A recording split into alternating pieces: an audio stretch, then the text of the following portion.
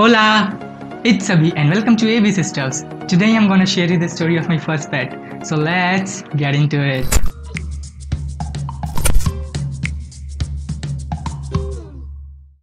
Yeah, I know this video is totally different from my other videos, but what can I do? Due to COVID, I didn't get any of the craft material that I listed down, and if I have some in my house, they are useless. So that's why I'm sharing something with you that is really close to my heart. So it started back 10 or 12 years when I used to watch Mr. Maker.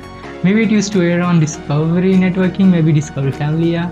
But anyway, in one of the episodes, I watched this. Hey, it's Alex, and meet my pet Rocky. He's made up of stone, glue, googly eyes, and cotton.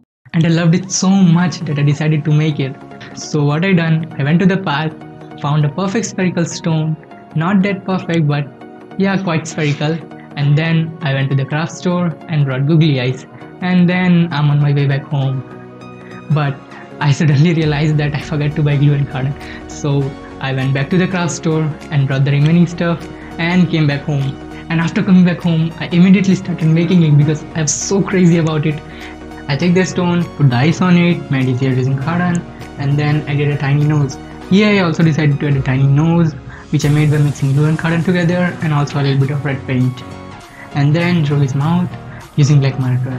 And when it's done, I named him Mr. Rock and showed it up to everyone because I was so happy that I am having a pet that I had created. So that was my favorite childhood crafting memory.